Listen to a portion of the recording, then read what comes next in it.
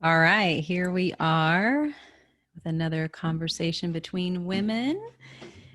How are Hi, you, Cameron. Kareen? I'm Now that doing all right. technical difficulties aside. Yeah. Um, I'm hanging in there. I had the thought I didn't get a whole lot of sleep last night. Um, which I'm not really sure why I couldn't fall asleep, but my sense of myself this morning was that I'm leaking. Like Hopefully I'm not visibly. that I'm just leaking energy, and it's this sense um that I'm like not able to hold my vibration or my intention, um and so what it feels like I'm, in spite of what feels like endless deep work that I'm doing on myself, I'm still on this roller coaster ride. I'm like, when is this gonna kind of level out a little bit? Like when I get to a place where I can handle the bumps a little easier. Um and the visual that came to me was like a circuit breaker, where you have all the different switches that, when the circuit breaks or flips or whatever you call it, and then you have to go turn it back on, but that there's like some master lever, like you see in like cartoons and stuff, like the big lever, the where it's the two bars and the big handle, and you know so that is off. And so I'm like putting all this energy into like working to keep turning these circuits back on, when really the problem is that the big, like, I'm just generally like the whole circuit is shut off, and I'm like trying to turn on all the little circuits and somehow get that to sustain my energy, when what I need is just like to like overhaul and like flip the whole thing, so that when the little ones turn off, I'm like, I can do that, I can flip that one back on, no big deal. um and so that was the feeling was like, I'm just like leaking, like my big circuit is off and I'm just leaking energy, leaking all this high vibe, positive love, life affirming, new earth building, like all of that good stuff that I'm like I working so hard on, that I can't hold it. And then it occurred to me that part of the reason is, oh my God, I'm just going to end up talking for like 4 hours right now. I'm reading this book that I just learned about, called Hunt, Gather, Parent. And it's this new book out this year. This woman, Michaeline Duclef, she basically had a very, well, in lots of ways, a similar situation with her daughter, who happens to also be like a month and a half older than my daughter. And a very similar name. It's just like I listened to a podcast that she did about it, and it was like, you're talking about my life and my kid and my emotional state. Like, okay, you fixed it. What do I do? And so she ends up going she's like, why are these other cultures able to have like peaceable, happy families, in, like the Inuits in these tiny igloos are able to live. Well, ended up reading this book by Jean Briggs, I think, Never in Anger, from the 60s, where this, family is like in an igloo with little kids, and like everybody's chill and everybody's quiet and everybody can live harmoniously together. And she's like, why are other cultures able to do this?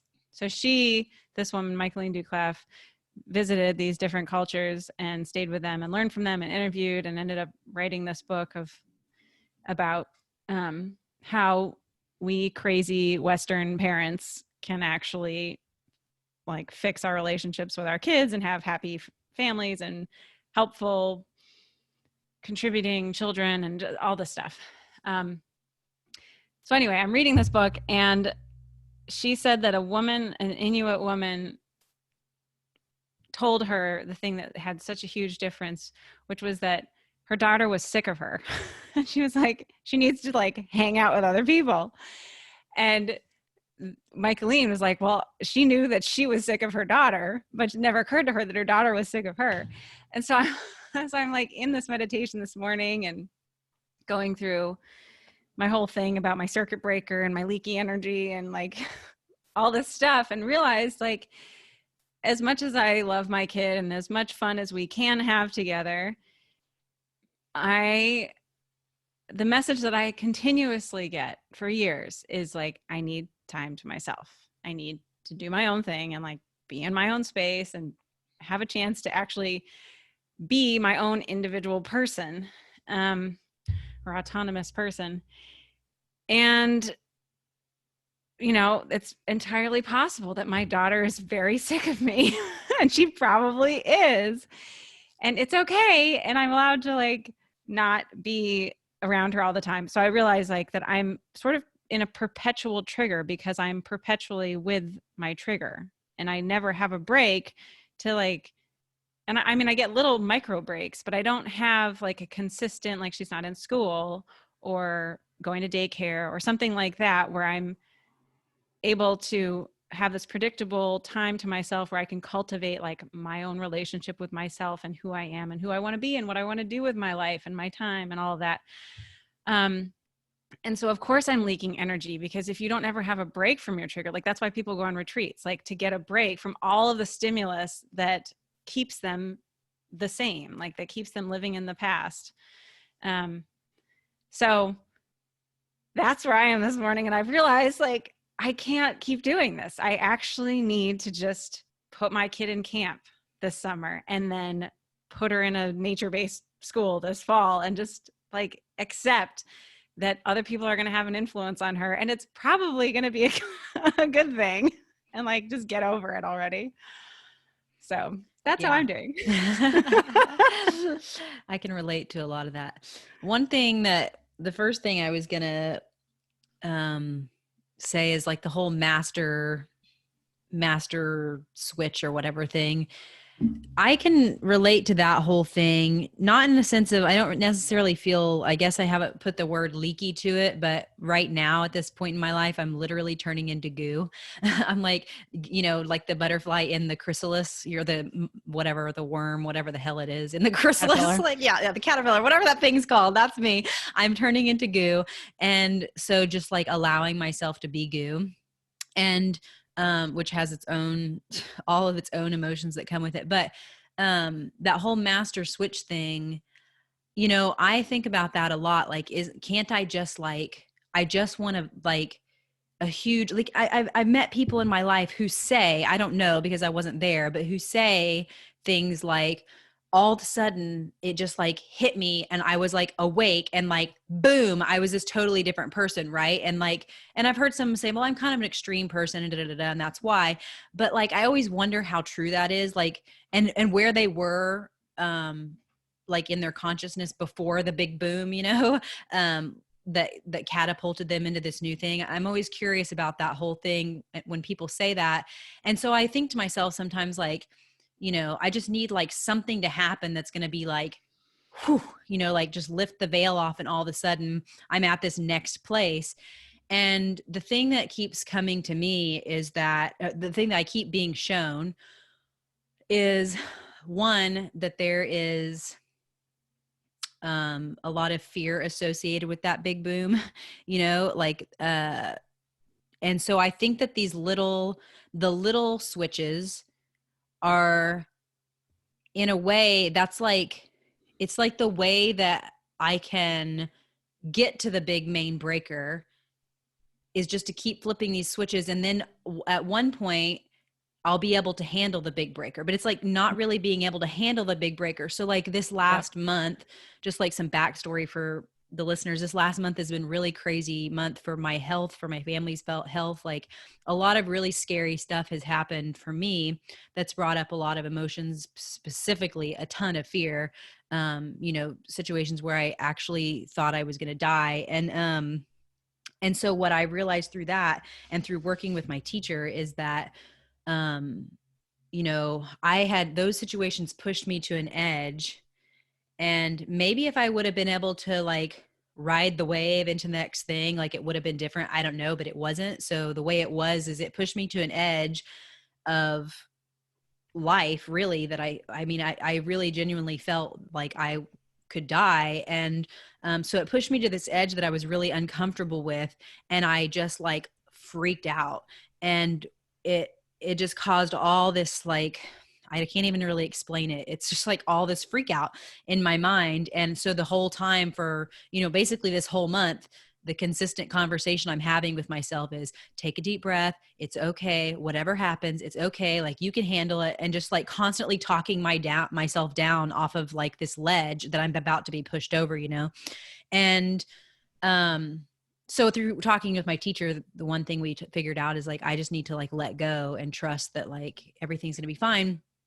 But so that's what I think of when I think of that main breakers, like maybe on some level, the capacity is not there to actually hold the big breaker flip, you know, like to hold it or to like even like for me, I think it's like not even really, I got to get real with myself that maybe I can't even actually even experience the big breaker flip even a little bit, you know?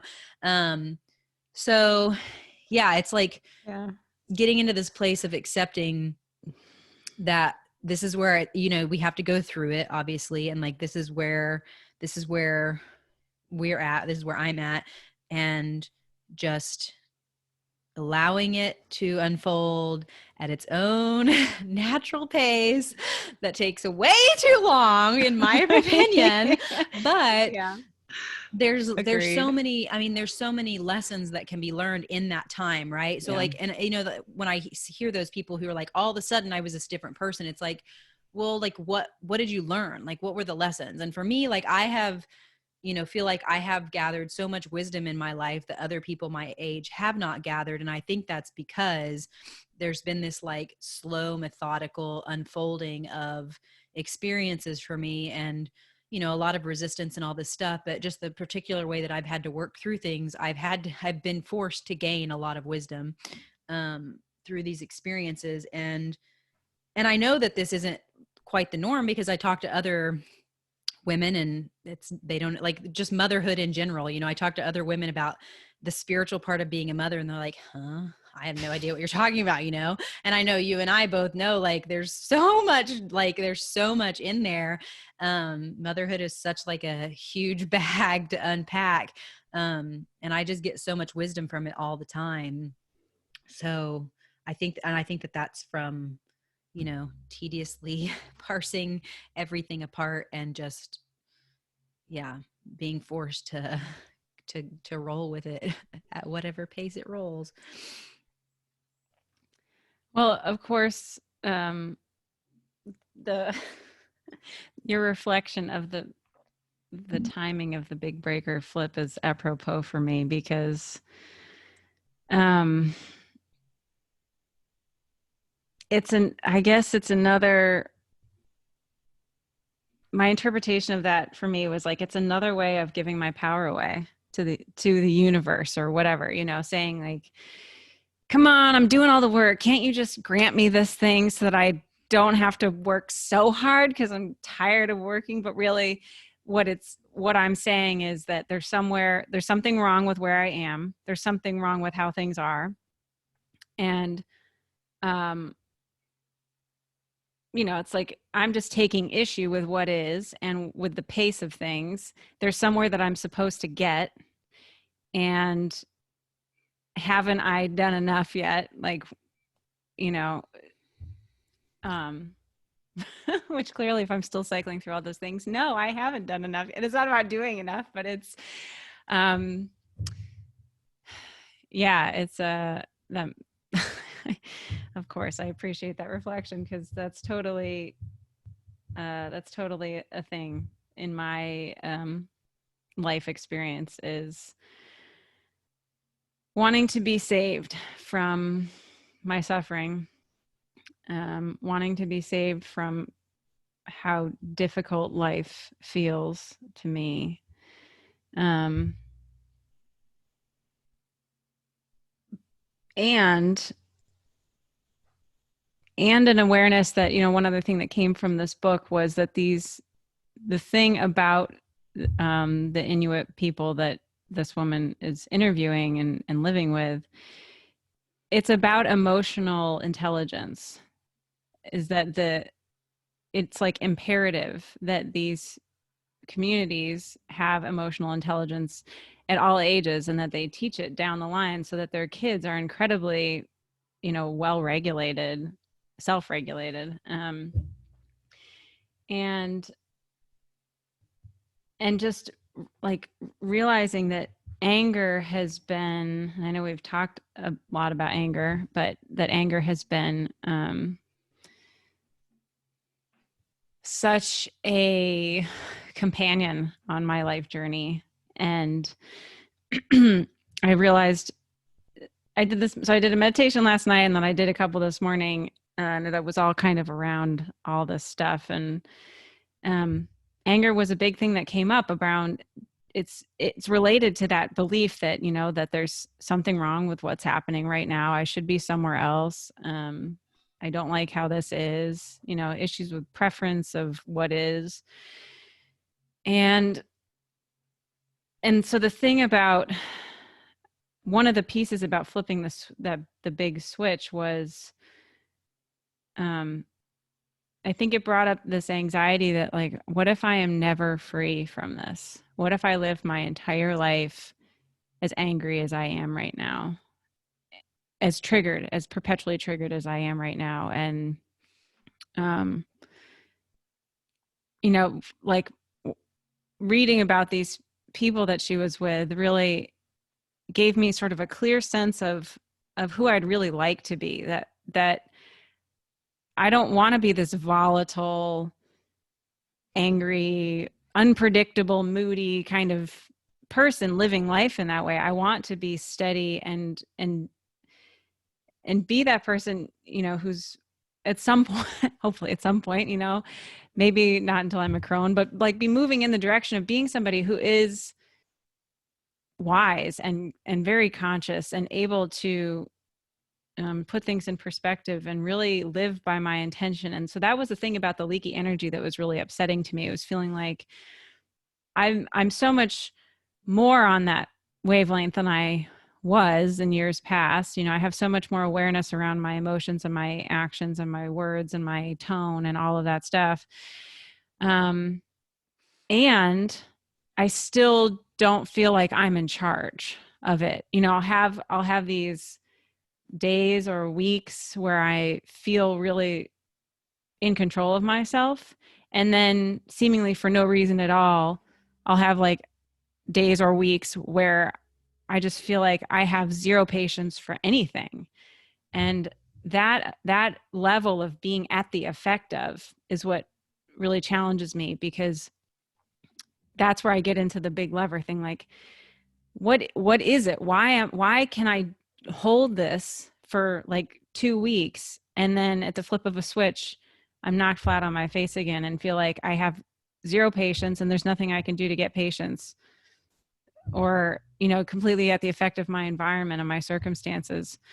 And feeling so, really beginning to associate that with feeling so childish, and seeing how like at 34 years old, I'm still a child in so many ways. And like, I'm ready to grow up already. Like, when can I do this? When am I going to do this? Like, how do I make this stick? How do I grow up? Like, I really feel that. Like, I really am embarrassed about how childish I am and how childish I've been and how childishly I've parented. But then realizing like that was my experience as a kid too, so it's like, I understand that it comes from someplace, but I'm also like, okay, already, Yeah, like I'm enough. 34. I've got a 5-year-old. In theory, I want to have more babies and I don't want to raise them like this, and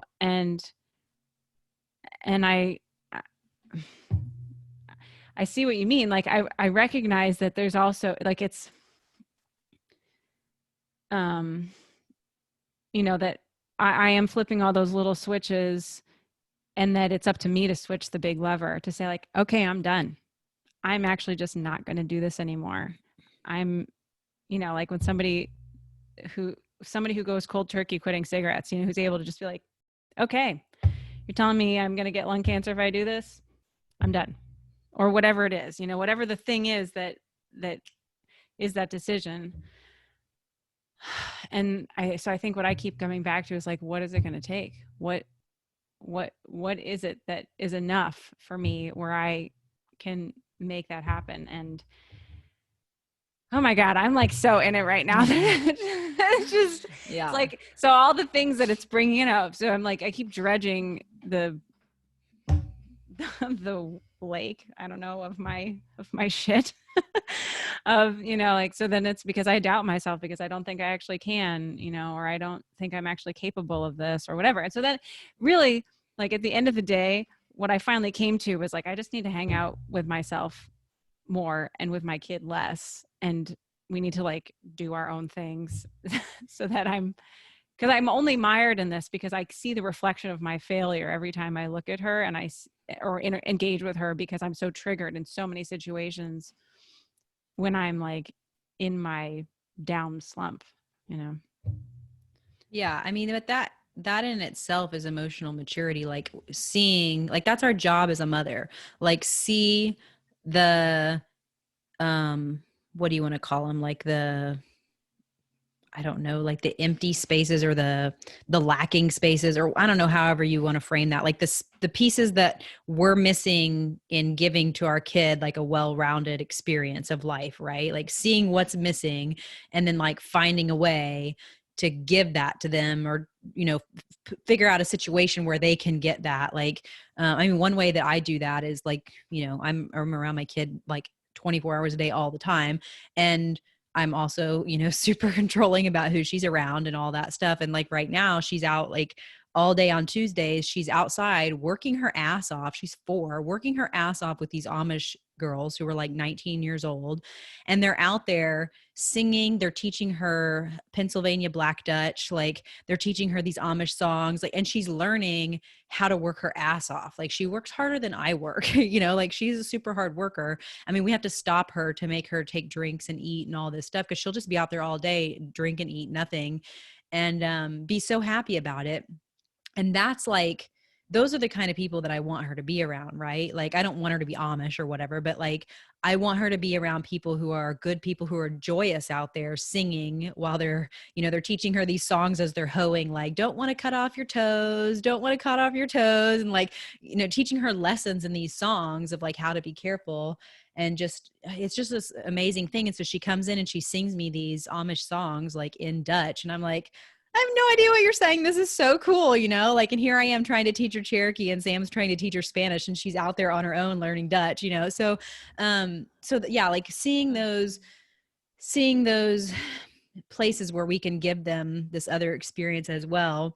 And, um, and then also like, part of this whole thing is really about like self mastery, right? Like you're not going to be self mastered at 34 years old. You're not. Like I'm not going to be at 39. Like, you know, I mean, my teacher's like 66 and is like one of the 2 wisest women I've ever met in my life and still not self mastered. My other teacher's, you know, almost 80 years old, like the wisest woman I've ever met and still human, still not self mastered, right? Like there is no end. This is the work, right? Like this is, life is school. We're in school and we're in school until we die.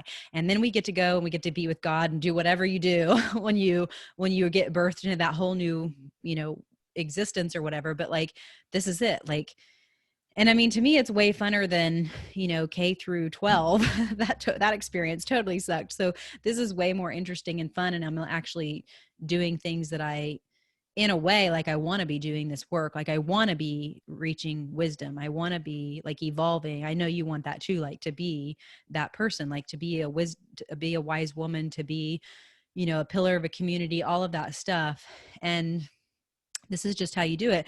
And I look at other, like with my whole experiences I've had this last month, just, you know, looking at that, and there's not really anybody I can really talk to about it as far as like other, like I can't go to like a mom group or a pregnant woman group and like talk to other pregnant women about this, right? Because they're not experiencing this. Like they're just not. And um it's so it's really hard. Like I really am going through this alone. And then yeah, I talked to my teacher, and she doesn't even need me to finish telling her the story. Like she's just like, this is what's going on, and just lays it all out. And I'm like, thank you. Like this is what I needed. Like you know what's up. Like I just needed you to tell me what's up. And now I know what's up, and I feel like I can handle all of this. And it's just rings so true. And it's like these are the experiences that we have to go through on our journey.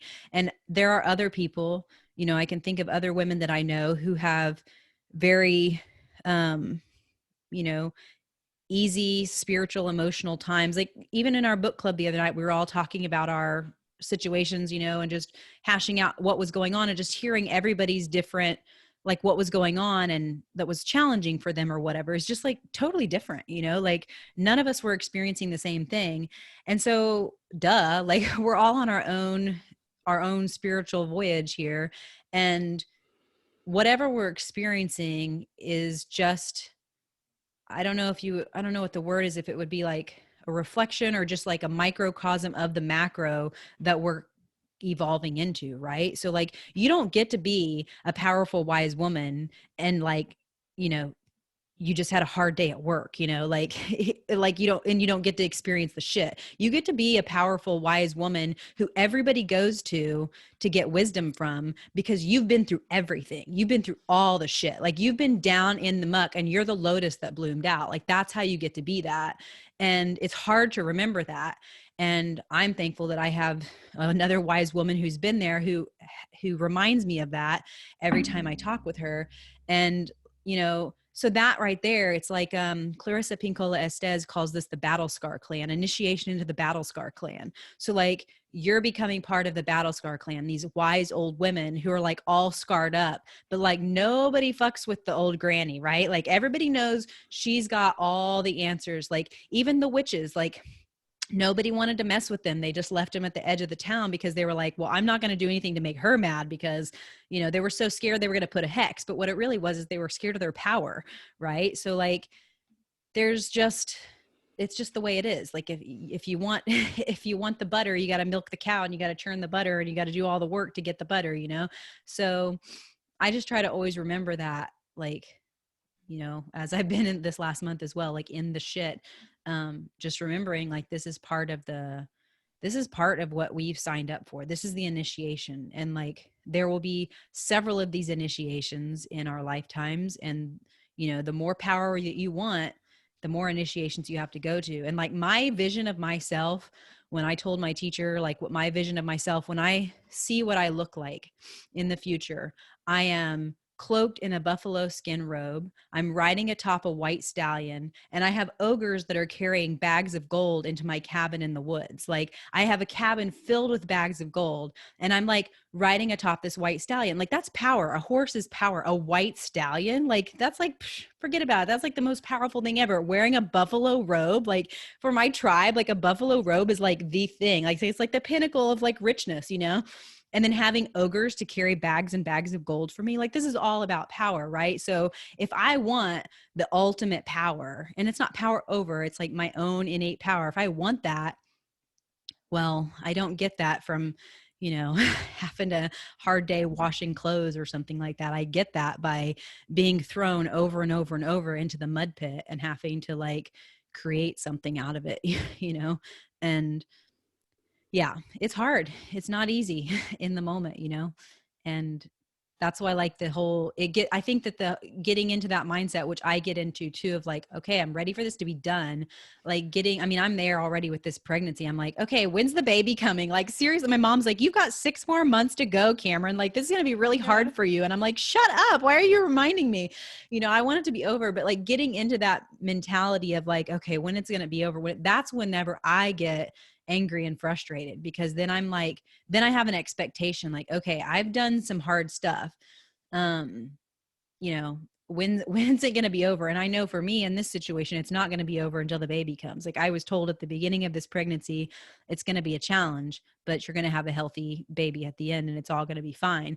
So like, I know that I haven't, even though the month of May was really intense, I know that that's not the end of it. I hope that that's the most intense, the most intense for the longest period of time kind of situation, but I don't know honestly what's happening. And so yeah, I just try to not to be afraid of what's coming and just kind of, yeah, rest um, in that space of knowing that challenges are going to come up and we're never given anything that we can't handle. And, you know, if you want the power, you got to do the work, you know?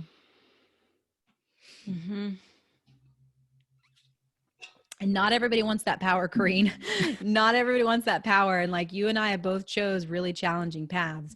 And like not very many people would put themselves, you know, put themselves in our position. I mean, they're like the farther I get down my path, the fewer people I can talk to about it because people can't even understand the language that I'm speaking whenever I speak about the things that are happening. And yeah, that's just, it's kind of like that's how it's going to be. The farther you get up, you know, in like, I don't want to, you know, use a hierarchy, but really like the farther you get out or the farther you get up, I don't know what it is, but there's more and more people drop off, right? It's like I read in I heard a story that one of Paramahansa Yogananda's disciples said. He said, you know, back when everything was like in the beginning of Paramahansa Yogananda's foundation, there was thousands upon thousands of people that would come every Sunday to services. And it was just like a packed house. And everybody was like, yeah, we're on the spiritual train. We're on the spiritual train. And then once shit got started getting real, people started dropping like flies. And like every time, like he tells a story about this family that was there and they came across a challenging time. And when they met with that challenge, you know, he was thinking like, yeah, like meet the challenge. Like, this is it. You know, you're going to get to the next place. And they were just like, fuck this. And the whole family left, the congregation or whatever you call it. They all left and because they didn't want to do the work. And he's like, oh man, you just like missed this whole thing. And he said that happened all the time. And so now it's like, there's fewer and fewer people that are gravitating towards the work because when it really gets to the hard work, not very many people want to be there for the very same reason that you and I don't really want to be here, but like, we don't really have a choice. Like we have to do this work. It's our contract. Like it's what we've signed up for and we're not getting out of this life or, you know, out of many lives until we do it. Yeah. I think what confuses me, which I mean, my mentor would, whenever the word confusion is just like an ego thing, like that it's not real. So with that caveat, what confuses me is, I guess the banality of my life. You know, like I look at my life and there are certainly things that, you know, an outside perspective could look at, like if they actually saw what was happening and they could, you know, find issues with. Like it wasn't like I had this cohesive, happy, loving family growing up that we're all stayed close and that nothing ever happened. And, you know, it wasn't totally mundane, but at the same time,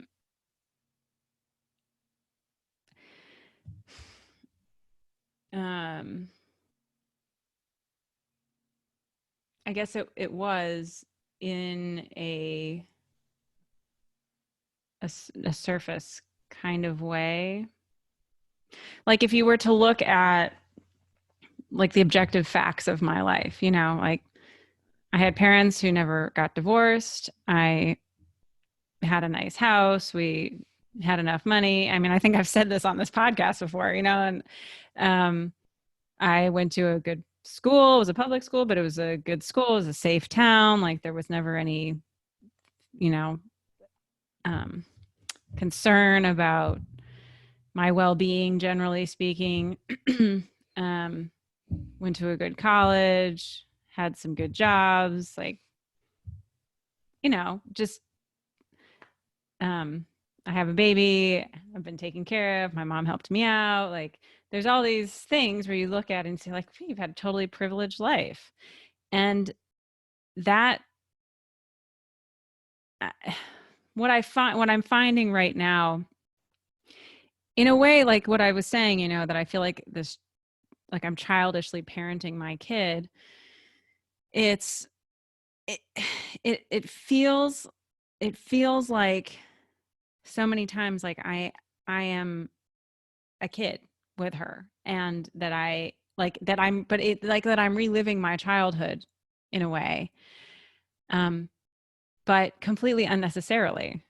I mean, yeah, there's challenges, but um the dynamics that I'm experiencing are not actually real, because I'm a 34-year-old adult and she's a 5-year-old kid, and like the circumstances are actually completely changed from me being a little kid with a 4-year brother who's 4 years older, and the dynamics of our house, you know. So um all the things that are coming up for me now, or that keep coming up for me but that really feel kind of intense right now, are is this experience of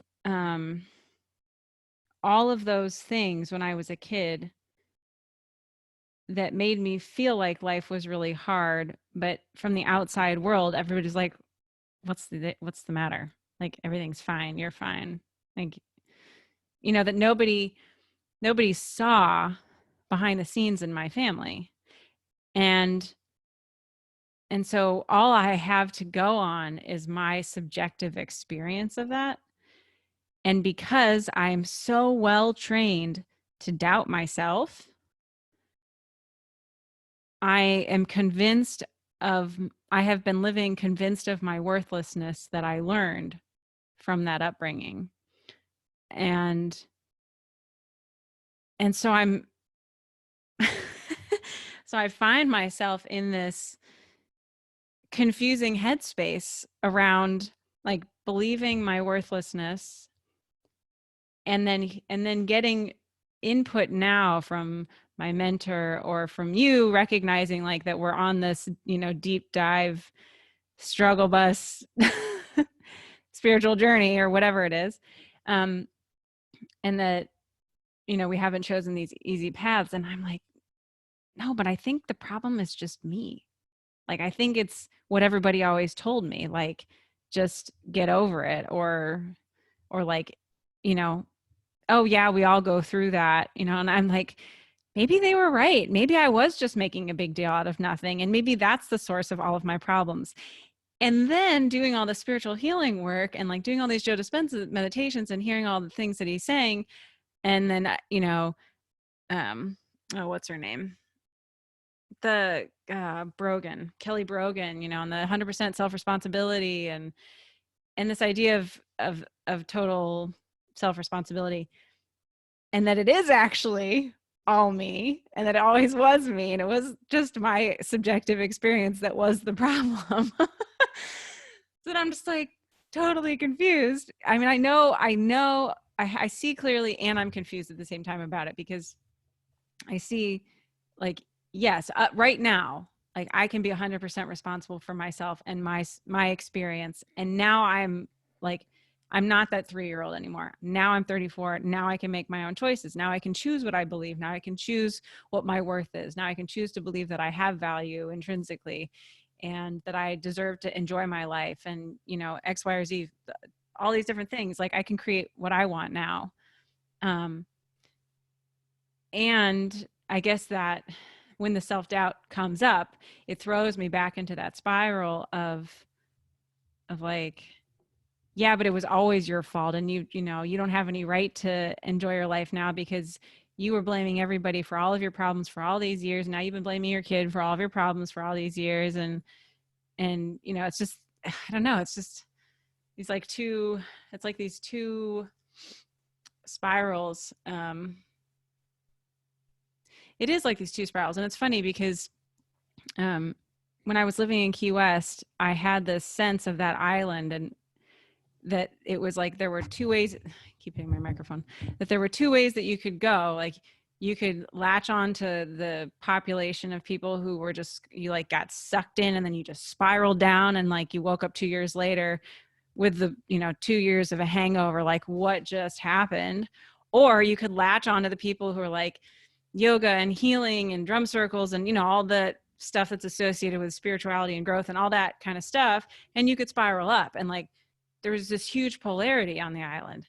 And I guess, I mean, that's what polarity is, right? That both of those things exist inside of us. And I'm just feel like my emotional roller coaster ride is really that I'm just, one day 1 week or for a couple of weeks, I'm spiraling up and I'm like latched onto that reality. And then some, what do you call it? Like shrapnel from the downward spiral, like wings up too high and catches me and like yanks me down and sucks me into the whirlpool, and so then my brain, it gets all like jumbled and it's like, which one do I trust? Which one is me? And I doubt myself, but I want to love myself, but I'm confused. And, am I allowed to love myself? Like the lever, right? Like you're talking about, like, am I ready to flip the switch and say like, no, damn it, I love myself and I don't care what happens. I don't care what that looks like. I don't care how many people judge me. I don't care how much falls by the wayside. Like I'm going to love myself because that's my priority.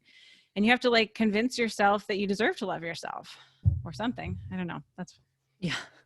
Well, it is both. And I mean, that's the thing. Like at some point we all get to a part of our journey where we realize that it's not, nothing is either or, nothing is black and white. It's both. And like the whole, yeah, it is you. You are the problem. You're the common denominator in your life situation, right? Like it is yes. you. And like taking 100% responsibility it is like, to me, when I did that, it was ultimately power. When I made that first initial decision that I was going to do that, it was like, yeah, like I can take this. And so it's just constantly remembering to like, okay, what's this look like if I take 100% responsibility in this situation? Not always easy, but it's, to me, it's way more empowering than I'm going to take 50% and give the other person 50%. Cause then I can still be pissed off at the other person cause they're not going to take their 50%, Yep. So there's that whole thing. And like, the whole owning it, like owning yourself, like, okay, you've been a shit in your life. Okay, whatever. Like, so that is, you're still a shit sometimes, like, whatever. Like, that's just, I mean, I'm just coming to this place where I'm really, just like accepting myself as I am and realizing, you know what, I'm fucking human. And like, this is how I was created to be in this world. This is the work I have to do. And it's not that I'm not going to, take the steps to like figure out why I'm a shit and like try to be, not one, but like accepting like, okay, like I just yelled at my kid and I don't really feel great about that. And I'm not going to like also take on guilt with it because that's just like a downward slope that I'm not willing to go on. And then the other thing about the polarity is like, I realize this a lot about the overculture, like the external world, but I think it can be definitely applied to ourselves. Like, like this last year, we've seen so much evil. And I remember telling you at some point last year that like one of my biggest fears was realizing that there may be more evil in this world than I could ever even fathom. And like that exists. And the truth is that does exist. There's more like evil, nasty stuff going on in this world that I could even ever dream up in my mind. And, because it's polarity, the opposite has to be true. There also has to be so much love and beauty in this world that I have never even been able to comprehend or even see or know that even existed. And so I think that the same has to be true within us because the macro is just a reflection of our micro, right? So like, I think that what we're seeing in the world is like things are getting really crazy, but at the same time there's this like beautiful thing happening in the underbelly of like all this love. It's just that like the shit is on top right now, but eventually it's going to flip and all this love is going to be on top and all the shit's going to be kind of down in the dark and hidden. But like I think that happens with us too. Like, so as you grow to love yourself more, these things rear up their ugly heads. And it's like, oh yeah, you think you love yourself? Well, here's this really nasty part of yourself. Do you love this part? And like the courage is like, being like, yeah, I fucking do, because this part has protected me from da da da, or has helped me in some way. Thank you. I don't need to use that part anymore, but thank you that this part of me was here, right? Like, we can do that. And then like, yeah. And then eventually what I hear, I don't know this, but what I hear is that you evolve out of polarity. And the truth is like, we don't really have to love ourselves. Like that's you have to figure that out along the way. But eventually when you're out of polarity, you are love. You don't have to, love doesn't love itself. Yeah. Like you are God. God doesn't love himself. God is love. And, it's like in Cherokee culture, we don't have certain words for things. So like, there's no like apology. Like you would never apologize to somebody because you obviously are a beautiful, loving God creature. You would never intentionally hurt somebody, right? So in traditional Cherokee culture, you'd never apologize to somebody. You might make something right. If you disrupted the harmony or something, you might make it right, but you don't ever have to go and like beg forgiveness or apologize, because obviously you didn't mean to hurt anybody or do anything wrong. The same thing for like, I love you. There's no word for I love you because it's assumed. You don't need your parents to tell you that they love you because you know that they love you. It's written in everything that they do. It's built into the culture. Love is built into the culture. And the whole thing about love, like I've been watching these kitties, we have 8 kitties, 2 mamas right now. And this they're both just like the mother to these 2 mothers was just a different kind of mother. She was a very wild cat. She would just like she was very affectionate, but she would just like cut somebody, she's just like, I'm gonna scratch your face off. And she would like slap her kitties around. And I think you saw her, it was Totley, the yellow one. She just slap her kitties around.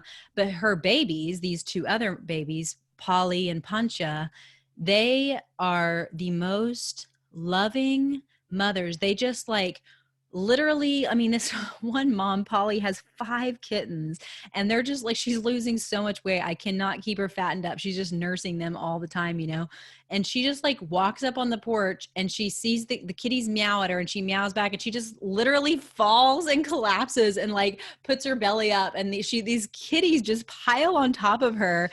And like, it just looks like you can't see anything but her head. They're just piled on top of her nursing. And that's love. Like, it's so beautiful. And it's like, anybody who says that like cats don't love, like cats are love. Like these cats are love right now. Like this is love, like this life nourishing force, like we all are that. And we just have this like death program that happens when we like descend into this body, onto this earth. And it's all just ego shit, like, so once you get out of the polarity, apparently you don't have to really deal with that shit anymore. But yeah, I just it's tough. And it's tough to love yourself too when you're like looking around and literally the whole over culture where we're at is telling you to hate yourself. Like you're not thin enough, you're not pretty enough, your skin's too dark, your skin's too light, like, you don't have enough money, you have too much money, your nose is too big, your nose is too small, like all of these things. But even all those things, that's not really like who we are. Like we're not any of those things. We're not anything that we think we are. And I don't even know how many people on this planet even know who or what they actually are, like as like these God beings that we were created to be, like our immortal selves, like our soul selves. Like I definitely don't think anybody I know really fully knows. So we could be anything. We could just assume it's all great.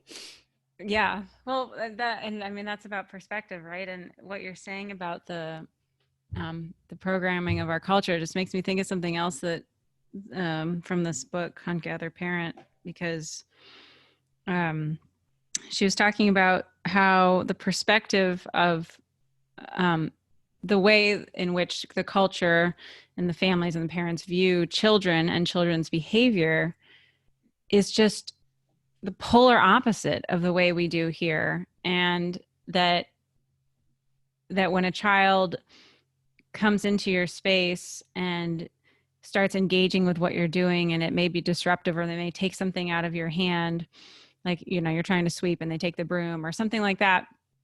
Like we have a tendency to be like, I'm trying to do something, like go on, get out of here, go play. And we view it as a disruption or a nuisance or problematic in some way, where these other cultures view children pro-socially.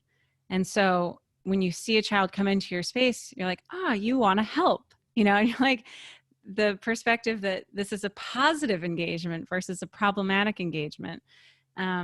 Just like you're saying about the apology, that if it's not just about the words, but it's about the way that you are viewed and understood to be. And if you are, in a culture where you don't have to apologize, or it doesn't exist because of an understanding of what the action was or who the person is, I mean, it is like night and day from the messaging that we are brought up with in this culture. And, I've been really, as much as I have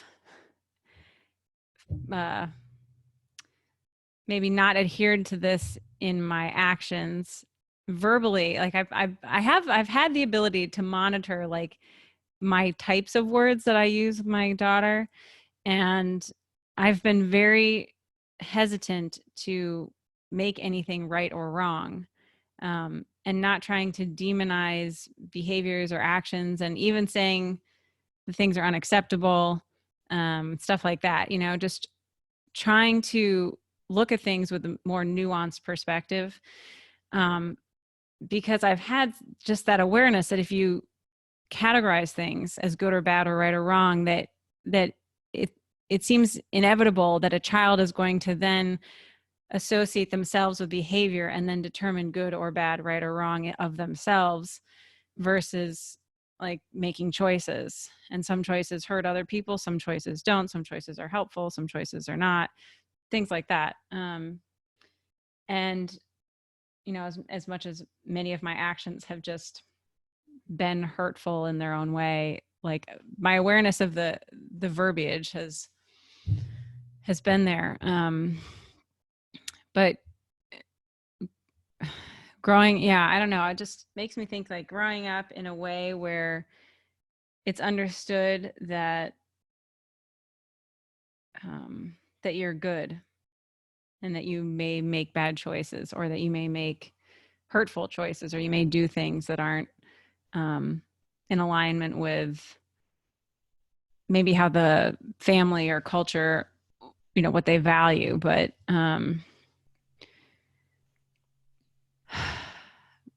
we're really good, I think, in this culture at convincing people that like fundamentally they are bad or worthless or are wrong or are the net sum of their actions, versus something so much greater with so much more value that is not related to the choices that they make in this life. And I keep thinking about, I don't remember what it was that I watched. I don't know if it was may have been the movie I Am by Tom Shadyac, he did like all the Ace Ventura movies and Bruce Almighty and Evan Almighty and all those, like he made this document, or I guess it's a documentary, where he had like a big not midlife crisis. He had like an accident, I think, and it shifted his whole perspective, because he'd been trying to make people happy and like with these funny movies and trying to bring joy to people's lives, and then realized that maybe that whole thing was actually part of the problem of the world, why people weren't happy. And so he made this movie and went around and interviewed all these different people about like how they could be happy, or like, people who were happy and why, and how, and what it was that made them happy. I think it was that movie. It may not have been. If it wasn't, it's still a really good movie to watch. but there was, in whatever movie this was, there was a scene where he's these people who were in prison were being interviewed, and they were people who had, like, I think one of them had killed somebody. Like, this was a serious crimes prison, and the people who he was talking to they'd found God, and they'd found peace and self-forgiveness, and like, you know, I think about that like, oh my God, you know, there are worse things that I could do or could have done, you know, that like there are so many people who have been so messed up by this world and by the the programming that they were given about who they were and what their life was going to be, and then they acted in a series of ways that led to these results. And even them, they're able to come to the other side of it, where there is peace and love and joy and self-forgiveness and happiness. And um I don't know where I was going with that. Well, I But mean, see, I think about this all the time because one of the things that my mom told me when I was growing up, I don't know, my mom in some ways, like, I can't even believe that she's the same person as she was that raised me, because when I was really young, like elementary school, I also know that I had like another mother in my head, like somebody was talking to me. I don't know if it was an angel or my conscience or whatever it was, but somebody would talk to me and be like, give me wisdom, right? But like my mom also dropped some wisdom on me. And like one of the things that she always told me, because we didn't have a lot of money and she was a single mom, and we had more money than other people, most of the other people in our family, like our external family or whatever, but like we lived in an old house, didn't have a lot of money, whatever. And she used to always tell me, and I mean, I was a kid, I never knew what poverty was, like wasn't even thinking about that stuff. And but she used to always tell me, um there's always somebody in this world who has it worse than you, so don't ever think like that, your your life sucks or like that life is bad for you, because there's always somebody who has it worse than you. And that was just like something she said all the time, and it really burned into my mind. And I think about that now as we're, the overculture, like everything out in the media and everything, and what a lot of people are experiencing and what I've experienced in experiencing other people, is that there are a lot of people who talk about things like privilege, and a lot of people who are you know kind of, I don't really know what the word is, like poo-pooing other people who might have had a better experience because of their skin color or class or whatever it is, right? And um Thomas Sewell, who's I think he's a professor at some big university. I'm not for sure though. He's a really smart guy, and he's a Black guy, and he talks a lot about like racial issues, and from this he just has a really interesting and different perspective. And he talks a lot about, he has a video on YouTube about equality, and he says in there, like, equality doesn't exist. Like, you can't even have equality in a family. How are you going to have equality out in the world? Like, get over it. It doesn't exist. And he's like, if I've got 3 kids who grew up in the same family, they're all going to get different treatment. They're all going to have different experiences. They're all going to be raised differently by their parents. And like, you can't avoid that. You could try really hard to like give them all the same clothes, give them all the same opportunities, give them all these same things, but still there's going to be a point where one of them feels unequal or less than or whatever. At some point, it just is the way that it is. And I mean, I saw this in my experience growing up with my brother. One big experience way that this happened was when I was 17 years old and about to graduate high school. I really wanted to go on this school trip to Europe, and like really bad wanted to go. So my mom worked some overtime and got, made some extra money to pay for me to go on this trip. And then the rest of my family, my grandma, my uncles, my aunt, who have nothing, like who live in serious poverty, they all kind of pitched in to give me money. And I took like $300 on that trip to, like, that was all my spending money on this trip to Europe. And like, that was like, I mean, it was a big deal for my family. They all wanted to support me going. Not one other single kid in my entire family ever got an opportunity like that. My own brother didn't get an opportunity like that. And I was given that opportunity. And I mean, I went there to Europe with $300, and there's like all these other kids who have like $1,500, $2,000 to spend. It was like $300 was nothing, whenever you have to like buy your bus fare and all this stuff. It was nothing, but it was like everything that they had, and they all scooped it together. And I know that some of them went without for me to have that opportunity. And it was 10 days, and it was 10 days that totally expanded my mind and shifted my whole perspective of the world. And, you know, I think about that experience a lot because, and there were several other experiences like that. Like my uncle used to take my cousin and I every summer to live with him. He was a bachelor. He had money, and he would take us on all these adventures all summers. None of my other cousins got to do that. And I don't know why he chose the two of us. He chose the two of us for whatever reason. And that's just the way it was. We always went with him in the summer to live wherever he was living. And, yeah, like I can't say that I was necessarily favored, but there was something that my family saw in me that wasn't there in the other people. And so to deny that it wasn't there in my other cousins or in my brother would have been a denial of me. Like, right. Like I wouldn't have got to experience what I wouldn't be who I am had I not had the experiences that were given to me by my family.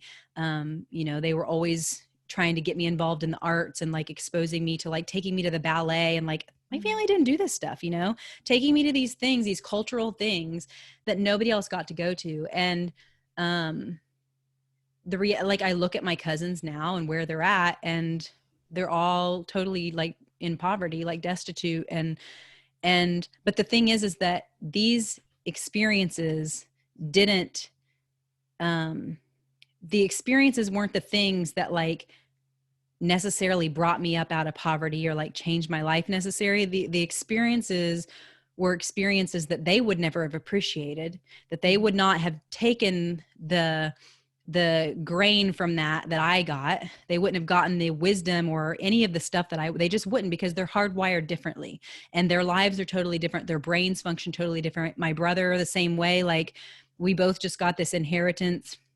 from an extended family member.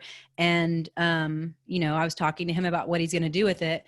I mean, the things that we are doing with it, it's like totally different, you know, like I think I'm going to buy land, or like I'm going to invest in an IRA or something like that. And my brother's like, you know, I'm going to go travel, and which I was fine. But like, he's like, I bought a weed eater and a lawnmower, and, you know, like, it's like, it just totally different. He can't even think the way that I'm thinking, right? Like, and he's never going to, and there's nothing wrong with that. It's just, but if I were held to the same standard as he was, or if he were held to the same standard I was, he couldn't meet the standard that I was being held to, period. Like my mom held me to a different standard, and there was more expectation put on me than him. And he couldn't have met that, nor could I have, if nobody nobody had expectations of me.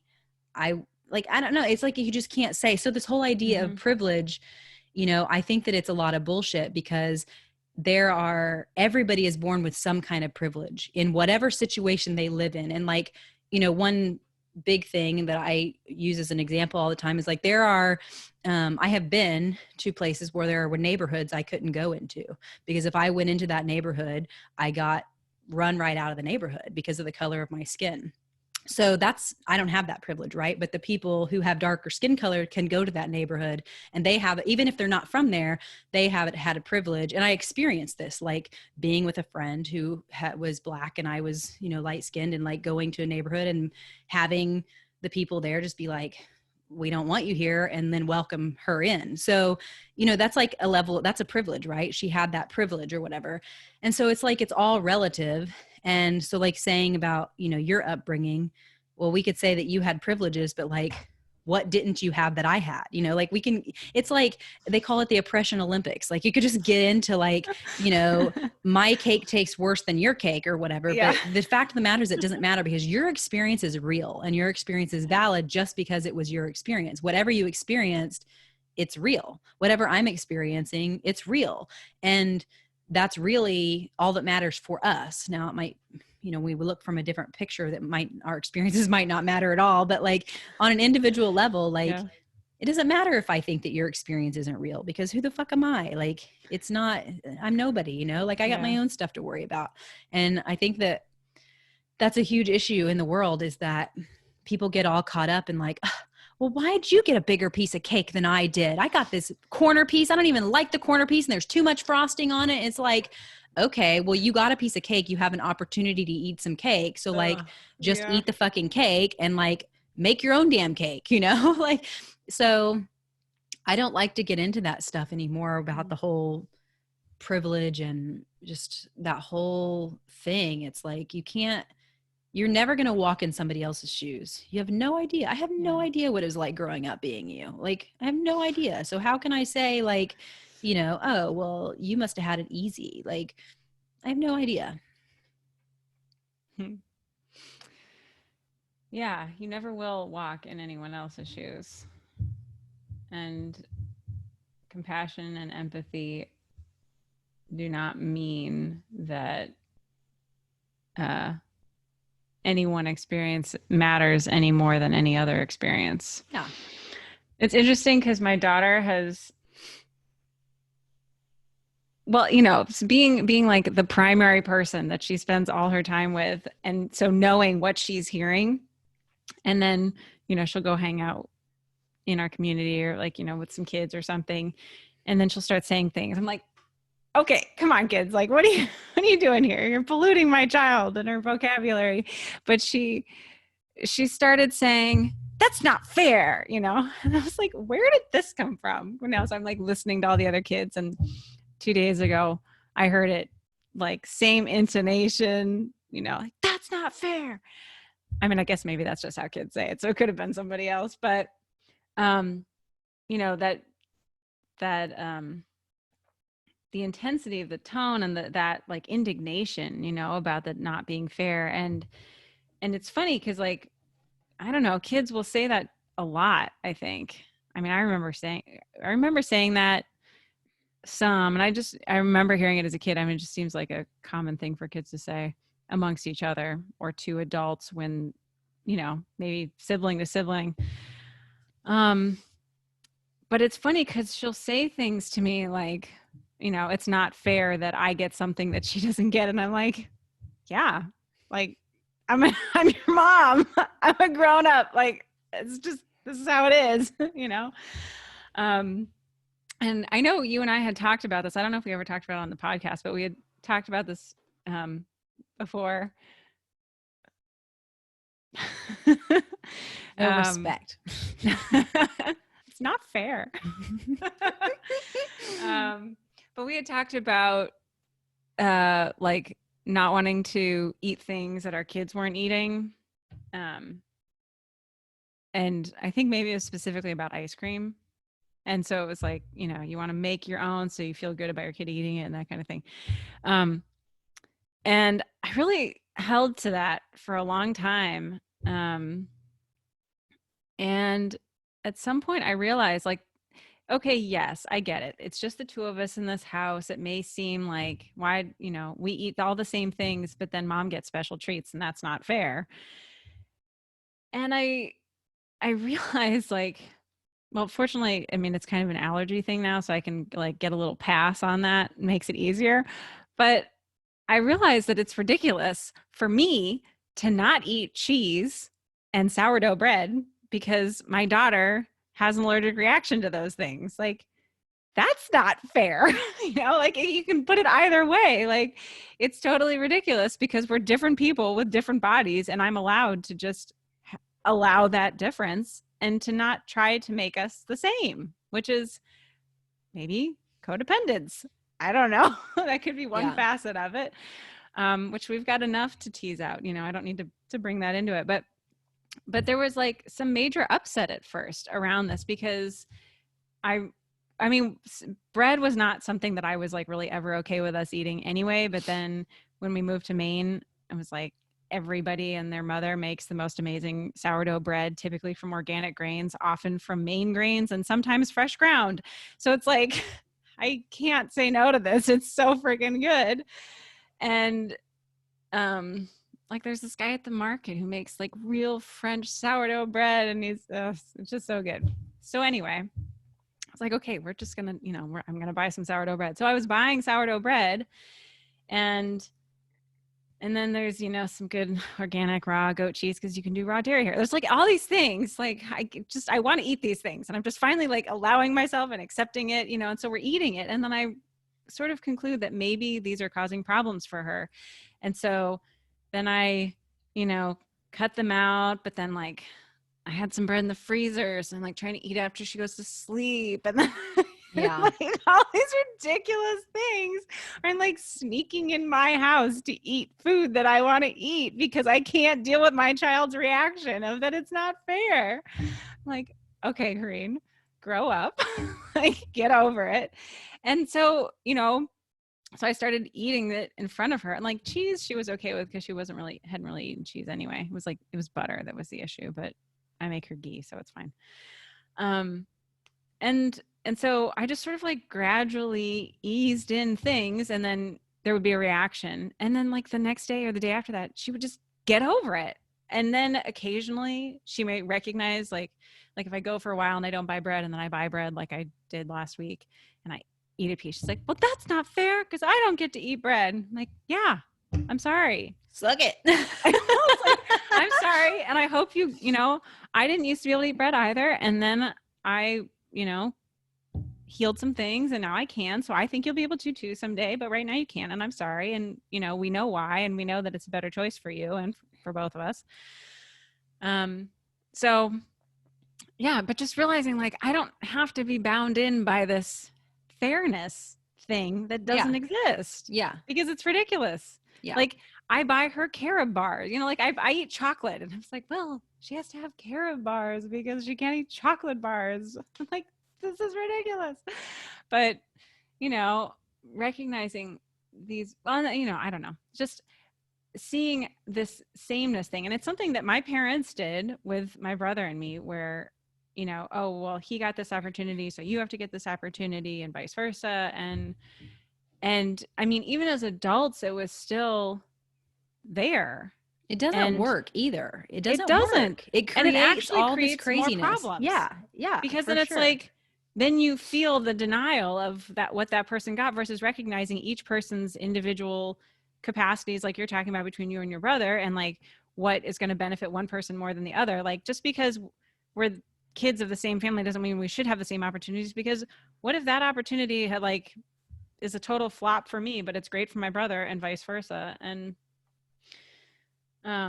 I think that concept of like what we each are given has carried into our adulthood and caused and just perpetuated the distance between us and the problems that we have had, because it's still looking at each other as like enemies in some way, of like, look at all these things that you got, and look at all these things that you got, and you should be like this, and you should be more grateful, and blah, blah, blah, and like that grateful storyline too of, how ungrateful we were for all that we had. It's like, if you're not aligning the gift with the capacity, like, whose fault is that? Yeah. Is it mine for not receiving it? Is it yours for like trying to make yourself feel generous by giving when it's not being received? It's all fake and it's all formulated. And it's like, then your life just becomes a checklist. Like, check, you got this opportunity, check. But it's like, what if you were really into horseback riding and your brother was into karate? Like, should you have to take karate because you want the same opportunities, and he have to do horseback riding? But he's freaking miserable riding a horse. He hates horses. They're stinky. They have flies all over him. And then you're like in there with all these stinky boys in karate. Like, should you have to be in there? No, like, that's not, it doesn't make any kind of sense. And the whole, like, my family was not, the fairness thing was never an issue. I think I had like one cousin who maybe tried to pull that fairness game or whatever. And no surprise, he was like the biggest, like, he was always in trouble. Anytime anything went wrong in our town, they went to him first because they just knew it was him. He was like the troublemaker of the town, right? So like, I think he tried that crap a couple of times of like the fairness or whatever thing when we were younger. But like, then I have like an aunt, his mom, who'd be like, tough titty, said the kitty, but the milk was still good. Like, get over it. Like, there was no sympathy. There was no like, if you got into an argument, you didn't go to the adults to have them fix it. Because if you did, they were like, shoo fly, like, get out of here and go fix your own problems, because that wasn't their responsibility. It was our responsibility to learn how to like work things out amongst each other or whatever. And like, we wanted to play together, like that was the thing. So like, why would we be fighting if we wanted to play together? Like, we had to get over it. And then like the whole, like my daughter, I eat chocolate, and she's not allowed to have chocolate. She's just not, mostly because I don't want her to be high on chocolate. And also this whole sugar thing. Like I don't want her to eat sugar. And, in the beginning, like, especially when her aunt lived here, we would be like eating chocolate in front of her and she's like, well, I want some chocolate. And I'm like, you can't have chocolate. And she's like, well, why can't I have chocolate? Because you haven't started your period yet. When you start your period, you'll get chocolate, but we eat chocolate when we're on our period and you can't do it. So, and that's the thing. And like now if I'm eating chocolate and she asks me for chocolate, I'm like, no, you can't have chocolate. And she's like, because I'm not on my period. And I'm like, yeah, exactly. Like it's the truth. Like when she hits her period, I'll buy her a damn chocolate bar. Like I will. And yesterday we went down to our little town down here and there was a Memorial Day parade. She had apparently never been to a parade. I guess we don't go to many parades or something, but she was just like, what the hell is going on? Like looking at all these people and things going on. And I was like, it's cool. It's a celebration, whatever. And these people drive by and they're throwing candy, right? And she's just like, why are they throwing candy at us? What is this? Like totally offended by it. And all the other kids are like running out to grab this candy. And she's like, what are they doing? And I was like, oh, so when they drive by, they throw candy and then the kids gather it up and whatever. And she was like, oh, okay. And she knows she can't have candy. And, but eventually she was like, can I go pick some up? I was like, yeah, you can go pick up all the candy you want and make a pile of it, but you're not going to eat any of it. And she's like, okay. And she didn't care. Like she just wanted to do what they were doing. Right. So she got to enjoy the same thing they were doing, which is the part that she wanted, which is like running out to the street and grabbing it and then running back, and, yeah, it's just so like, I never did like she's not doing that fair thing and she's not around any other kids who do that kind of stuff. She's not around that many kids at all. And most of them are Amish kids. Like that's just not like a thing for them. Right. But like, the Amish kids offer her candy all the time. And the other day she told me this story. It was so funny. There was two younger girls here that are like probably like 9 and 10 years old. And they were working outside all day and they're not usually here. It's usually the teenagers, but for some reason that day they had to come. So they were out there all day long working and she came in and she was just so high because she loves these girls and it's so fun. And she was just like, oh, mom, we were swinging on the swing and this little girl, she was pushing me and she pulled out a piece of candy and she said, do you want this piece of candy? And I said, no, I don't want that piece of candy. I don't eat candy and you shouldn't eat candy too because it's going to rot your teeth out of your head. And she said that the little Amish girl took the candy out of her mouth and threw it on the ground. And she said, okay, then. And then she told, she had so many stories like that where she was like, you can't do that. And the Amish girls were like, okay, we're not going to do that. And they just like threw the food down or whatever. But it was so hilarious because she's not getting into that thing of like, oh, well, they're eating candy and I can't. And whenever the Amish girls offer her candy, I tell her she can accept the candy because it's a gift. Like it's kind of them they want to share with her. But like, I don't want her to eat the candy. And I just tell her like, you can take the candy and take it home and you can hold on to it. And she thinks it's cool to hold on to it. And I'm like, but we're not going to eat it because like, it's not really good for your health. And that's why the Amish girls have no teeth. But it's like, I see that so much of like the whole getting into fairness. And what I was going to say is I never had that experience growing up with the fairness thing. My brother never argued. And maybe it's because we're a boy and a girl. I don't know. We weren't into the same thing, but we never had those kind of arguments. But when I was 29 years old, I moved into a community house in the city in Oklahoma. And I had a roommate or a housemate who was 39 years old. And she used to do that shit all the time. Well, that's not fair. Like, why should I have to do this and you don't have to do that? And all the time. And in so many situations, well, that's not fair. And I would look at her and be like, girl, life is not fair. And who told you it was? Like, there's no contract you signed that said life is going to be fair. And she just would all the time have this hard time. And we would get into it all the time because I was like, life isn't fair. Like, suck it. Like, I don't care if it's not, you didn't get what you wanted. Like, that's not my problem. And, it was just a really hard thing. And eventually we came to a thing where she's like, I get it. Like, that's just me being like what she called herself. Like, that's me being spoiled or whatever and all this stuff or whatever. But, yeah, it's just, the whole thing of fairness doesn't make things better. It's like, if you go around telling people that they're supposed to have the exact same experience in life, one, that's boring. Like, there's so many people whose experiences I don't want to have. And two, it's like, it's not real. And it's like, it just creates problems. And I mean, we get into this thing in the schools. Like now I hear all these stories of like everybody, like the uniform thing, like everybody has to wear uniforms so that they're all the same. And it's like, kids find any way they can to express themselves. So now it's like crazy hair or fancy shoes or your underwear are really cool, like whatever. But you're not ever going to make them not individual just by making them wearing uniforms. And it does create more issues. And like it doesn't work. It makes everybody miserable, period. Like it just doesn't. And yeah, I'm over it. Like I've been over it forever, but like I'll never put my kid in that situation. I just won't, like in a school situation where everybody has to be the same. And, you know, it's just like, whose standards are those? Like who decides what the same is for everybody? Like, some boring old people, like I don't want to have their life, go home and sit in front of a TV and eat fucking popcorn or whatever they do. I don't know. It's got to be the most boring life. So yeah, not interested. Well, the thing you're saying when you mentioned moving into that place in Oklahoma, where with the not fair issue, just made me think of something else from this book. Because the thing about fairness is about conflict, right? Like that there's some inherent conflict in the situation. And and what Michaeline Duclef is talking about is how like praise can be used and how praise can actually fuel conflict, like between siblings, because you're vying for the parents' praise.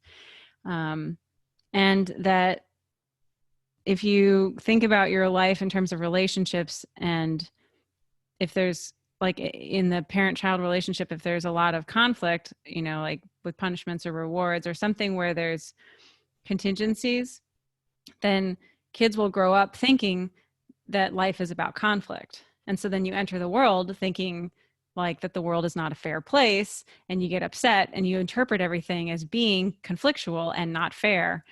Whereas if you create your family structure in a collaborative way where you look at things in terms of relationship, am I helping the relationship, am I hurting the relationship, and can we do this together, then the idea of fairness like doesn't even exist, because you create a team out of your family. Like you're all in it together, you're part of the family, it's a family unit. And so like in terms of chores, or like kids having to do things where they think it's not fair that they have to do something, or like you did something and they don't have to do it, and they did something, you don't have to do it, that whole thing where you can just like the invitation to do things together creates a collaborative way of viewing the world versus a conflictual way of viewing the world. And I think, I definitely, that was really helpful insight for me in my growing up and my life experience, because I hadn't ever, like, I knew that I didn't think the world was a safe place, but I hadn't ever looked at it through that lens, like, which is just such a simplified but clarifying way of seeing things. Like, oh, I just grew up thinking like that my neural network programming is that life is conflictual. Yeah. And as soon as I read that and I like did a quick scan of like my entire life and all of my relationships and all of my interactions to date, and like including current, situations and relationships that I'm in with people, I was like, oh, right. I interpret everything as in some way conflictual. It's a push or a pull. It's in some way, it isn't just what it is. There's no potential that it's collaborative. In some way, it's asking something of me, and so it's demanding, right? And then I have to give something, whether I want to or not, or it's pushing against me and like rejecting me in some way, And so, because that was always how I felt as a kid. I felt constantly rejected, and I felt like either constantly rejected, or like if somebody was getting my attention, it was because they wanted something from me. And it felt like not like a violation, but like that's the best word I can think of, like in some way that I had to give something of myself, and I didn't want to have to give it. Like that there was no space for me to just be me and sit here center and like not be push pull, rejected or taken advantage of, or wanted, something wanted from me. And it's really interesting because like, I'm like, I go through these waves of the different incarnations of like how I'm relating to this like desperation for a romantic relationship. And seeing so clearly. I'm like, man, I don't want to be in a relationship with me. Like, you know, like all the things like, yeah, I need to grow up. Like I want to be in a grown-up relationship. So I need to be a grown-up. Like I want to be in a respectful relationship. So I need to be respectful. Like all these ways in which I'm seeing all the things that like, I don't want to be in relationship with. And when this whole, you know, seeing life as conflictual or collaborative thing came to light for me, that was where my mind immediately went to. And how like in every recent situation where a man has interacted with me, like with the potential of that type of relationship, you know, I'm like, I'm immediately like on the defensive, you know, I'm like, okay, I'm ready for battle now. Like, this is going to be conflictual. It's not going to be fun. It's going to be rough, but we're going to get through it somehow. You know, it's like, it's the most ridiculous thing. Like, yeah, of course I haven't like manifested this like healthy communication, loving, high vibration, you know, deeply connected, aligned, like harmonious relationship, because I'm like on guard, ready for battle. As soon as a man sends me a text message, I'm like, what do I do with this? How do I respond?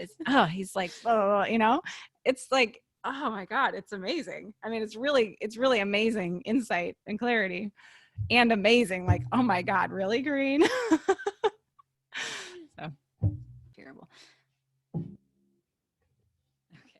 Well, so the thing is interesting that you're talking about that, because I've been thinking a lot lately, actually, like the last week, about like, I just know so many amazing, beautiful women who are still single. And I mean, I say still because they're at a, you know, they're all like 30 or above or something like that, or close to 30 and above.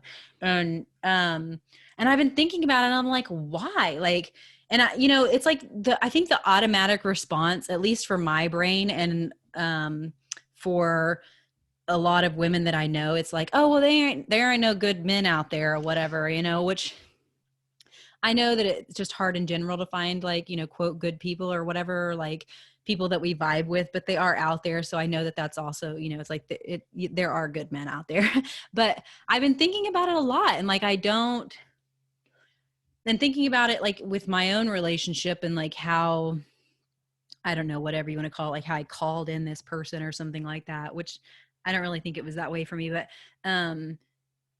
just like what is there like a predetermined time of like when we meet our other, like, or like, I don't know, because I don't think that I don't really honestly don't feel that I was at like any kind of like, you know, whatever evolved place to like call in my soulmate or whatever all this thing is. But what I do know is like, I felt my whole life like I was waiting for somebody, and it was like kind of like, okay, I'm waiting forever. And I was literally waiting for somebody. And then whenever Sam and I got together, it was like, oh, here it is. Like, it was just, then it was just, that was the way it was. It wasn't like, you know, there was just no question that we were going to be together for however, for infinite amount of time. Like, I can't even see like the end of it or whatever, you know?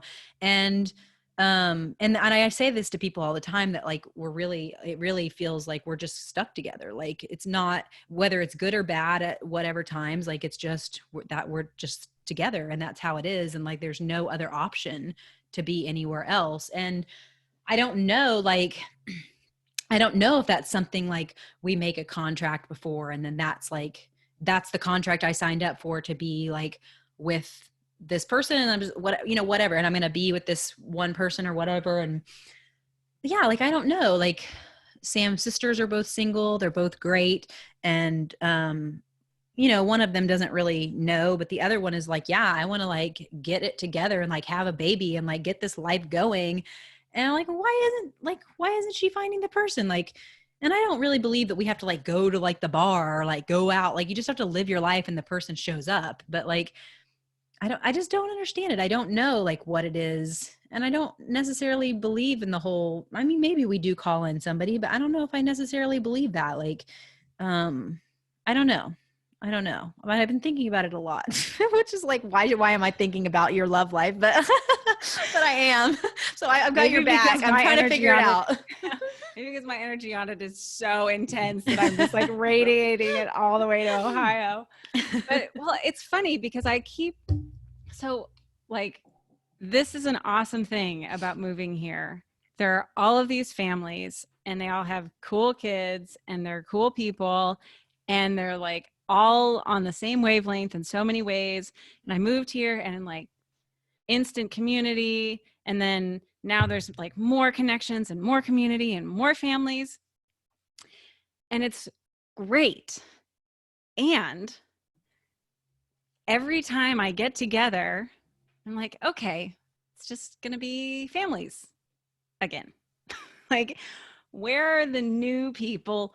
Where are the single men? Yeah. Like, there are all of these like really awesome, super attractive, like physically, spiritually, conversationally, like all these really engaging, awesome men who are married. Yeah. You know, like I just went somewhere the other day and it was like new people, they're all married, you know. It's just like, okay. So I was actually thinking the same thing after that last experience. Like, how is it that all of these people got married? Like, how does this happen? How is it that all of these people found each other and like already have like 5 kids? Like, when did this happen in people's lives? Like, how does that happen? Like, and why hasn't that happened? And I definitely, I don't know. I mean, I look at my life and I was thinking about this yesterday and thinking how when I turned, I was like 20, I think. I don't know what happened, but for some reason, something like clicked into place. Or maybe I was 21 because then I was like able to go out to bars and stuff. And I was like, oh, men find me attractive. And like, I just realized that men found me attractive. And I was like, cool. Well, then I'm attractive. And then I pretty much was in a relationship or dating somebody or going on lots of dates, like for like 8 years. Just always, there was always somebody else, you know, and I would still be like, oh, I'm here in this place where there's no opportunity. And then like, I would meet somebody immediately and like be in a new relationship. And that like came to an abrupt halt after I got pregnant. And I mean, that was just a huge shift for me. And like this whole process of, and I mean, I know the other women in your life aren't in this situation, but you know, for me, that was such a shift, such a turning point in who I thought I was, how I thought about myself, what I thought my life was supposed to be or allowed to be. And like the meditation I did last night was all about this. And it was realizing that I have lived, I mean, I've been working against this and trying to, and I've like connected with, you know, I had a boyfriend, and I've been since my daughter was born, and I've tried to connect with people various times with really minimal success. And realizing that I've been fighting against this belief that like I did this backwards. I was supposed to have taken care of this already. And now the time has passed and it's too late. Even though I know tons of second marriages, single women who have boyfriends or, you know, like that I look at other people and I don't think like, oh, you're a single mom, you'll never date anybody. Your chances pass. Like, that's it. No more babies, no more it's like, no, I actually, right before I moved here, I had all of these friends divorce their husbands and then find the love of their life. And like, you know, one of them has a baby and it's like, you know, I have evidence in my environment to show me the possibilities. And yet for me, and so I think in this way, like from my personal experience, I think a lot of it probably has to do with some like ancestral stuff that I'm here to work through. And in relationship to this specifically, there's stuff that's come up in the past around it. And, you know, like around like bastard babies, you know, like out of wedlock kind of thing. Because I definitely, when I got pregnant, like going back home, like I was totally fine when I was in Key West, but then going back home to Ohio, I was like shame, just Oh, total yeah. shame. Like whatever, all of those things that were associated with that place or who I thought I was supposed to be or whatever that was, like that whole feeling of like, I should be ashamed and embarrassed and whatever. Because, you know, nobody has sex. You only have sex if like Yeah. it's like if you have a baby, like, and, you know, I don't know how to say it.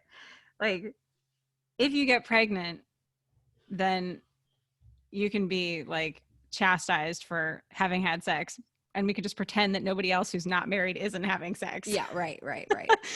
um But it's so obvious that you right. were. Yeah.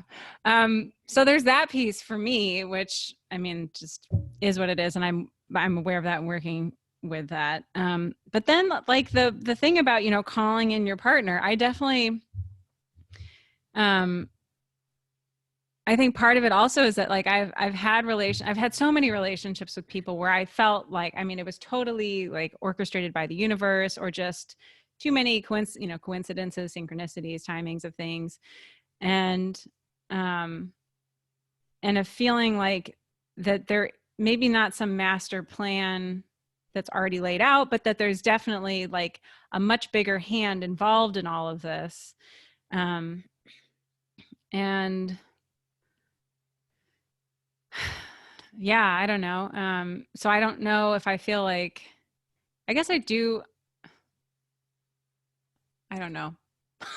When I was a kid, I was like, I'm never going to date anybody because my standards are too high. Nobody can ever live up to my standards. And I hadn't really thought about that. And my standards were like of a totally different variety back then.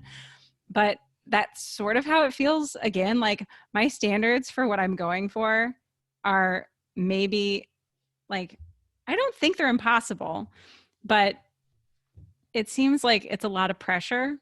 And it probably comes from looking at life adversarially versus cooperatively, you know, that Yeah. I like this person has to be perfect when I meet him because I cannot handle any problems because I can't handle problems in relationships or something, you know? So I definitely think like a lot of my old baggage is standing in between me and it happening.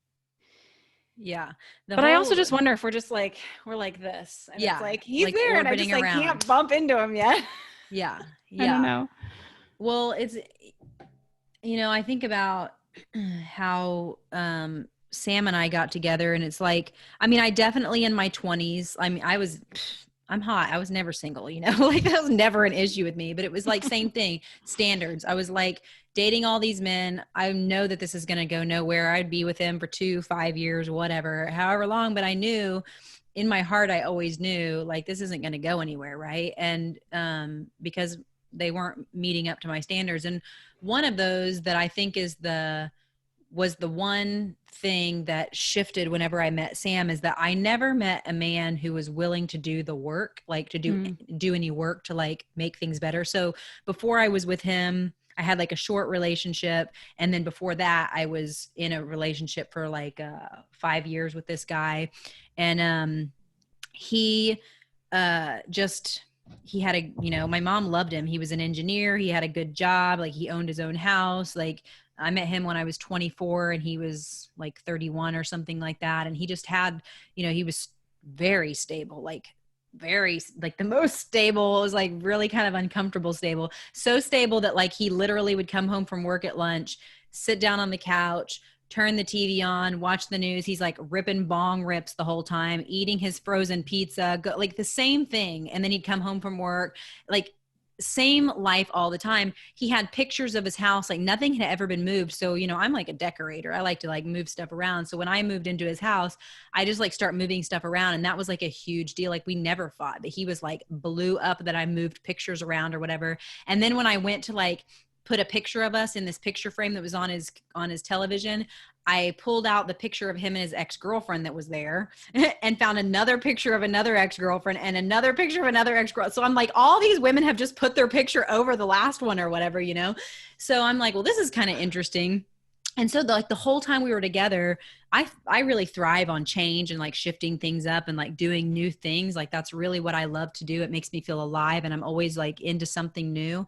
And he was just not into that. And even back then I wanted to homestead. I wanted to live off the grid, like all this stuff. And we talked about it and he's like, yeah, that'd be cool. And we would go hiking all the time and do all this outdoor stuff. But I realized at some point it was just never going to happen. Like it was like shit or get off the pot time. So it took me about 2 years after realizing this to actually leave him, because I was like, I had never met a nice man before, like literally never met a nice, like nice, stable, like normal guy with like a job and like had, future prospects and like a retirement and all this stuff. Like I never met anybody like that. And he had all that stuff and he was very kind.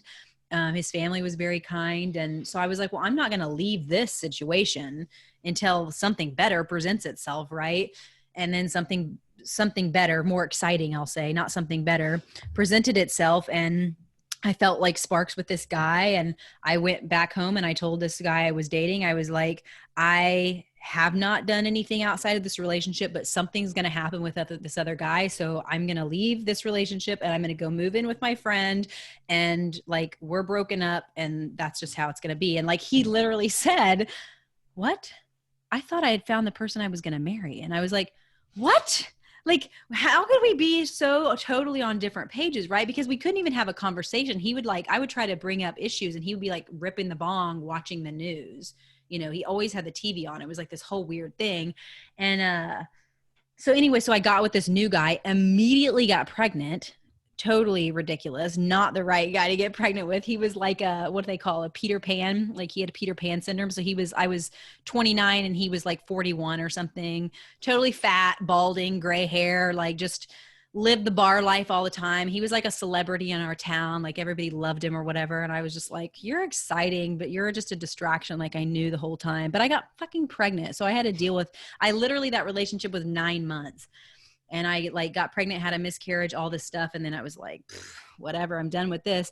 And so then after that, it was like, I think I had met Sam already. We were friends. He was like our neighbor or something. And then, but like a year later, he joined my band and we like went on tour. And then once we had our roommate, who was the not fair girl, had her out of the way, because she was like, I didn't realize she was like this cock blocker. Once we were away from her and on tour, it was like, oh, we're like totally in love. Like, how did I not even know you? I never even saw him, like who he was or whatever. And then we just were together and we were together ever since. And so it was like, yeah, he was there. We were orbiting right around the same place, but there was this thing that was another person blocking my view and I couldn't see it. And, but like, I don't know. And he had all of the qualities that on my checklist, right, of what I wanted. But the thing really is that he is willing to work on stuff. So like, he's not like, some perfect, highly evolved person, just like I'm not. And all the time we like get into it. And all the time I'm just like, you are not good enough for me. Like, that's my thing all the time. And I told him when I got pregnant with my daughter, like, you're going to have to prove every single day that you're good enough to be with Layla and I. Like, you're going to, like, this is the thing. You have to prove that you're good enough to be with this child and me. And he was like, I know. And like, he always just steps up. And so that's the thing. It's like, maybe he wasn't at, quote, my level, but I'm like 8 years older than him. So that's really the reason. But like, he always steps up. And so for me, I realized that that's like, I didn't realize that when we got together or ever before, but I realized that that's probably the thing that a huge thing that keeps us together, right? Is like constant evolution and evolving together. And it may be evolving kind of like this, like one in front of the other going, but like we're both always stepping up. And one of my friends who's older than us, she said, I think it's always that you all are always choosing health. So like you're always moving towards health. So it's like there's this thing of, I think we get into this idea. I know that I've talked to Sam's sister about this. Like she's got this idea she's going to meet like the perfect guy. It's like, well, that perfect guy doesn't actually exist. Just like you're not a perfect person, right? But like you're going to meet the guy who has the potential. And I don't know, some people might like say that that's BS and like don't marry a guy for his potential or whatever. But if you see a guy and he's got potential and he like meets potential in other ways, like if he says, I'm going to go start this business and he starts the business and it's like going well, like he's going to meet the potential. Like he's got what it takes to like step up and like meet the potential. So maybe he's worth the risk or something like that. But I don't know. I don't really know. I read one time these magazine article with all these people who had been together for like 50 years. And there was this old man and old woman, and the reporter asked them, how do you stay together for, you know, a bajillion years? Like, what's the secret? And they just said, you don't leave. And I was like, oh, right. You just don't leave. And like, that's what's happening for me. Like, you know, there have been definitely some, you know, quote, deal breakers in our relationship for me that were on my list. And yeah, every time I like prayed about it or whatever, it was like, just stick it out, like just keep going through it. And you know, those things are never going to happen again. I'm pretty confident of that. But yeah, it's not, I don't know, it's not easy. And I think that a lot of times we can get deluded on what it's supposed to be, but I don't know. I don't think that there's any magical recipe, or it's just like astrology. Maybe Ann Ortley knows. I don't know. Well, there is, you know, I have thought about like the different types of marriages, or, you know, long-term committed relationships or whatever that people are in, and like how people get into them. And it seems like, you know, for some people, not that the bar is, it's just that there's different, it's different. It's not like a lower or higher bar necessarily, but just that like some people are really happy in a transactional relationship where they're like, I know what I'm getting from you, you know what you're getting from me, this area is good and this area is good, and we work this one out, and like that's what I want, and like that's enough. And I mean, that was something that I think I've always been in transactional relationships, but I've also always wanted more from it, and then coming from the, like, the world is you know, life is difficult and the world is an unsafe place perspective, the way that sort of manifested in my relationships was like an expectation around what somebody was supposed to be doing, and a lot of conflict. But because I also had this desire for growth and evolution in the relationship, and like feeling like we just had to keep working on the relationship. And so being able to tease that out and understand like that, really a lot of the struggle there was thinking that, you know, that relationship is conflictual, and so then you're constantly in conflict around transaction, and it's like having expectations, which I think can be related to like a transactional relationship, where like you're expecting this person to do this because you're doing this, or these are the roles. And I didn't get that clarity until like 2.5 years ago. 2 years ago, I realized like, oh, I just don't want to be in a transactional relationship. I want to be in a spiritual evolution, growth-based relationship. And I think, I think that's one of the areas. It's like, because of that, I get myself confused again, just because I see relationships potentials coming in, and I can see how it's an area of growth for me, but I don't know. Then I get, what do I want to say? I find that in this quest for this kind of relationship, it's like I don't know exactly where I'm going, and I see possibilities or potentials, and because my personal goal is spiritual growth and evolution, and I recognize that all interactions and all relationships are potential for growth and evolution, then it's hard for me to have clear boundaries around that area, because I don't want to say no to the universe. Yeah. So I'm like kind of constantly hovering in this like vague, amorphous blob of like no man's land. Literally no man's land. Ain't no man around here. Which kind of brings us back to the beginning, what we were talking about, like our individual journey, and like if if you want this like spiritually evolved or relationship, or if you want like a man who's willing to evolve with you, like it's a big ask in this in the current climate of the overculture. The majority of people are not they're just not on the same wavelength as you, period.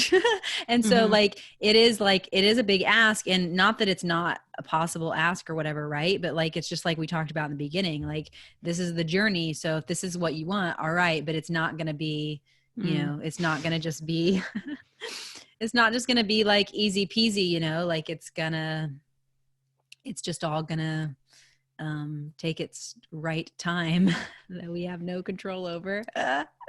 Yep. Well, on that note, we've been about an hour and a half, so I think we should wind it down for now. And yeah, so if you are listening and you want to chime in on anything that we've said, I'll leave a link in the description, and you can leave us a voicemail. All you have to do is go to that link and you can record us a voicemail, and we can hear you and talk to you and answer your questions on the next podcast episode. But for now, thank you for listening to this conversation between women, and we'll see you next time.